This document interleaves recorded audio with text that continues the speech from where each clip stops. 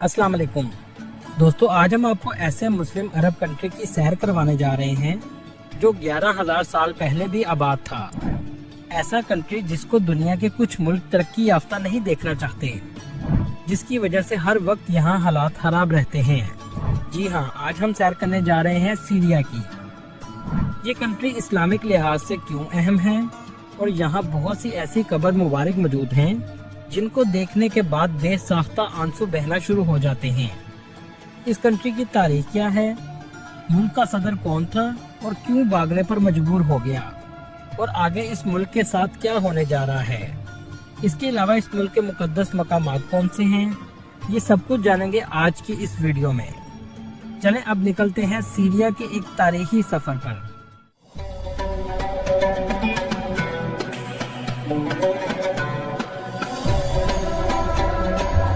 इस कंट्री का ऑफिशियल नाम सीरियन अरब रिपब्लिक है, लेकिन ज्यादातर लोग इसे शाम के नाम से जानते हैं। शाम में तकरीबन 23 मिलियन लोग आबाद हैं। ये कंट्री आबादी के लिहाज से दुनिया के 57वें नंबर पर आता है। इस कंट्री का कुल रकबा 1,85,000 मुरब्बा किलोमीटर है और रकबे के लिहाज से ये दुनिया के 87वें नंबर पर आता है। शाम मशरिक वस्ता में वाक़या एक तारीखी और अहम मुल्क है जो अपनी कदीम तारीख और जोग्राफियाई अहमियत की वजह से दुनिया भर में फेमस है।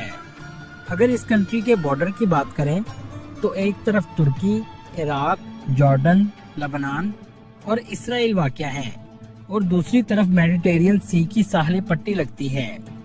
शाम में 90% मुसलमान आबाद हैं, जिनमें 74% लोग सुन्नी मसलक से ताल्लुक़ रखते हैं, जबकि 16% लोग शिया मसलक के हैं। बाकी 10% आबादी क्रिश्चियन, यहूदी और दूसरे मज़हब के लोग आबाद हैं। इस कंट्री में रहने वाले लोग अपनी ज़िंदगी बहुत मुश्किल से गुजार रहे हैं, लेकिन शाम में रहने वाले लोग बहुत बहादुर और मेहमान नवाज होते हैं। पिछले 50 साल से ये मुल्क पसमानदगी का शिकार है। इस कंट्री में सबसे ज़्यादा अरबी ज़ुबान बोली जाती है। इसके अलावा यहाँ के लोग फ्रेंच और कुर्दिश ज़ुबान भी बोलते हैं। हालत जंग में होने के बावजूद यहाँ के लोगों ने अपनी सकाफत को आज तक जिंदा रखा हुआ है। इसी वजह से इस कंट्री को मिडिल ईस्ट का सबसे ज्यादा तारीखी मुल्क माना जाता है, जहाँ बहुत से सहाबा कराम भी तशरीफ लाए और उनकी कब्र मुबारक भी मौजूद है, जो आगे हम आपको वीडियो में इनकी जियारत भी करवाएंगे। इस कंट्री में बहुत से फलस्तीनी, इराकी, लेबनानी और कुर्दिश लोग भी आबाद हैं। कंट्री का दारुल हुकूमत दमिश्क है, जो मुल्क का सबसे बड़ा और तारीखी शहर है। कहा जाता है दुनिया के सबसे कदीम शहरों में दमिश्क आता है। एक अंदाजे के मुताबिक दमिश्क में तकरीबन 11,000 साल पहले भी लोग आबाद थे। दोस्तों, दमिश्क को शहर यास्मीन भी कहा जाता है, जो इसकी खूबसूरती और गहरी तारीख की अलामत है। दोस्तों, क्या आप जानते हैं हजरत आदम अलैहिस्सलाम के बेटे हाबील अलैहिस्सलाम की कब्र भी दमिश्क में ही मौजूद है, और यहाँ से अंदाजा होता है कि दुनिया का पहला कत्ल भी इसी शहर में हुआ था। लेकिन ये कब्र इनकी ही है, ये अल्लाह ही बेहतर जानता है। अगर बात की जाए इसकी तारीख की, तो ये इलाका 11,000 साल पहले भी आबाद था। पहली सदी में ये रोमी सल्तनत का हिस्सा था। 636 ईस्वी में जंग यरमूक के बाद शाम मुसलमानों के जेर असर आ गया। 661 ईस्वी से 750 ईस्वी तक दमिश्क उमवी खिलाफत का दारुल हुकूमत बन गया। जब अब्बासी खिलाफत का दौर शुरू हुआ तो शाम बगदाद के मतहत था। 12वीं सदी ईस्वी में सलाहुद्दीन अयूबी ने सलीबी जंगों में सीरिया के इलाकों को आज़ाद करवाया, क्योंकि अगर फलस्तीन और बैतुल मुकद्दस को फतह करना हो तो सीरिया को इससे पहले फतह करना जरूरी था, और इसी वजह से इसकी जोग्राफियाई अहमियत भी बहुत ज्यादा है। इसराइल हमेशा सीरिया को कमजोर देखना चाहता है। कुछ दिन से आप सीरिया के बारे में न्यूज चैनल्स पर देख रहे होंगे। ये इस चीज की तरफ इशारा है कि इसराइल अपना असर रसूख शाम में बढ़ाना चाहता है, जो यहूदियों के एक ग्रेटर इसराइल के प्लान का हिस्सा है। ये मुल्क 15वीं सदी में सल्तनत उस्मानिया का हिस्सा बन गया और 400 साल तक इसके जेरे इंतजाम रहा। 1918 में फ्रांस ने इस पर कब्जा कर लिया और 1946 में आज़ादी की जद्दोजहद ने जोर पकड़ा और शाम ने फ्रांस से आज़ादी हासिल कर ली। लेकिन 2011 में दोबारा खाना जंगी का आगाज हो गया और मुल्क के हालात बदतर होना शुरू हो गए। 2011 में भी सिविल वॉर मुल्क के सदर बशर अल असद को उतारने के लिए ही शुरू हुई थी। ये शख्स सियासत में नहीं आना चाहता था और इसने अपनी पढ़ाई इंग्लैंड में मुकम्मल की। इसकी दिलचस्पी साइंस और मेडिकल फील्ड में थी। सीरिया में 50 सालों से एक ही खानदान की हुकूमत है, लेकिन 1994 में बशर अल असद के भाई का कार एक्सीडेंट हो गया, जिसमें वो हलाक हो गए, जिसकी वजह से बशर अल असद को मुल्क का सदर बनना पड़ा, जहां से इसका ऐसा सफर शुरू हुआ जिसमें ये ना चाहते हुए भी सियासत के मैदान में कदम रखने पर मजबूर हो गया। कुछ अरसा गुजरने के बाद लोगों में नफरत और तकसीम पैदा हो गई। दूसरी तरफ बशर अल असद भी मुल्क को पूरी तरह डिलीवर करने में नाकाम रहे, लेकिन इसको रशिया और ईरान की हमायत हासिल थी, जो अमेरिका और इसराइल को भी खटकती थी। इस मुल्क में 10 से भी ज्यादा बागी तंजीमें मौजूद हैं। बशर अल असद ने हालात खराब होने के बाद रशिया में सियासी पनाह ले ली और अब कहा जा रहा है कि शाम के हालात मजीद खराब होने जा रहे हैं, क्योंकि जो बागी तंजीमें मौजूद हैं वो इक़्तिदार के लिए लड़ेंगी, जिसका फायदा इसराइल को होगा। इस वजह से इसराइल शाम के बॉर्डर के पास, जिसे गुलान हाइट्स कहा जाता है, एक्टिव हो चुका है। दोस्तों, क्या आप जानते हैं अमेरिका के सबसे फेमस शख्स स्टीव जॉब के वालिद भी सीरिया के थे, जिनका नाम अब्दुल फतेह जंदाली था, जिन्होंने अमेरिका में तालीम हासिल की और जवान शेल से एक बच्चा पैदा हुआ जिसका नाम स्टीव जॉब था, और ये एप्पल कंपनी का बानी है, लेकिन ये बच्चा बगैर शादी के पैदा हुआ था। इस मुल्क की जीडीपी 9.42 बिलियन डॉलर है, जबकि 2010 में सिविल वॉर से पहले इसकी जीडीपी 252 बिलियन डॉलर थी। लेकिन आज इस मुल्क के ये हालात हैं कि रात के वक्त ऊपर से अगर सीरिया को देखें तो 83% लोग अंधेरे में डूबे हुए नजर आएंगे। यहाँ के लोगों की सालाना आमदनी $470 है, जो दुनिया में सबसे कम मानी जाती है।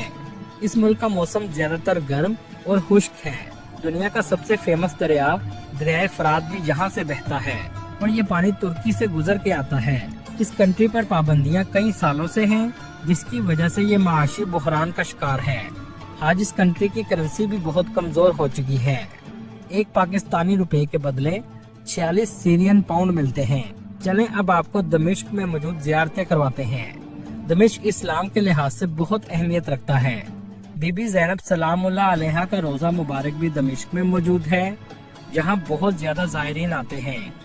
इस इलाके को ज़ैनबिया भी कहा जाता है। आपको यहाँ ज्यादातर औरतें हिजाब में नजर आएंगी। रोज़ा काफी बड़ा और खूबसूरत बनाया गया है। करबला के वाक़े के बाद आपको करबला से कूफा और कूफा के बाद शाम के मुख्तलिफ बाजारों से गुजार कर लाया गया था। इसके अलावा बीबी सकीना सलामुल्लाह अलैहा का रोज़ा मुबारक भी मौजूद है, जिसकी ज़ियारत के लिए पूरी दुनिया से मुसलमान आते हैं। चलें आप चलते हैं एक और हजरत बिलाल हबशी रज़ी अल्लाह तआला अन्हु के रोज़े मुबारक पर भी जा सकते हैं, जहां बहुत बड़ी तादाद में मुसलमान आते हैं। दोस्तों, यजीद मरदूद का दरबार भी दमिश्क में मौजूद है। इस दरबार में एक जमाने में बुतों की पूजा भी हुआ करती थी। आज ये एक मस्जिद है, जिसको उमय्यन मस्जिद कहा जाता है। इस मस्जिद में आज भी वो जगह मौजूद है जहां यजीद बैठा करता था। दूसरी तरफ ये वो जगह है जहां सादात के काफिले को ठहराया गया था। इस मस्जिद के पास ही बाजार शाम है, जो उस दौर से कायम है, और इसी बाजार से बीबी ज़ैनब सलामुल्लाह अलैहा को गुजारा गया था। इसके अलावा इस मस्जिद का ऐसा मीनार भी है जो बहुत अहमियत रखता है, जिसके बारे में कहा जाता है कि जब हजरत ईसा अलैहिस्सलाम आएंगे तो इसी मीनार पर उतरेंगे। हजरत याह्या अलैहिस्सलाम का सर मुबारक भी इसी मस्जिद में दफनाया गया है। सुल्तान सलाहुद्दीन अयूबी का मजार इस मस्जिद के बिल्कुल सामने वाक़या है, जो इस्लाम के एक जंगजू कमांडर थे, जिनका सबसे बड़ा कारनामा बैतुल मुकद्दस को फतह करना था। दोस्तों, क्या आप जानते हैं दुनिया के सबसे पहले अल्फाबेट्स भी शाम में दरियाफ्त हुए थे। दमिश्क से 56 किलोमीटर के फासले पर एक तारीखी इलाका है जिसका नाम मलूला है। ये ऐसा इलाका है जहां आज भी हजरत ईसा अलैहिस्सलाम के दौर की जुबान बोली जाती है। ये आबादी एक पहाड़ी पर वाक़या है, जिसे टूरिस्ट बहुत ज्यादा देखने आते हैं। दमिश्क के बाद सबसे तारीखी शहर हल्ब है, जिसे इंग्लिश में अलेप्पो कहा जाता है, जहां आपको सल्तनत उस्मानिया के दौर के आसार सबसे ज्यादा नजर आएंगे। इस शहर में भी बहुत तारीखी मसाजिद मौजूद हैं। अगर आप रोमन एम्पायर के आसार कदीमा देखना चाहते हैं तो आप पैलमारा जा सकते हैं।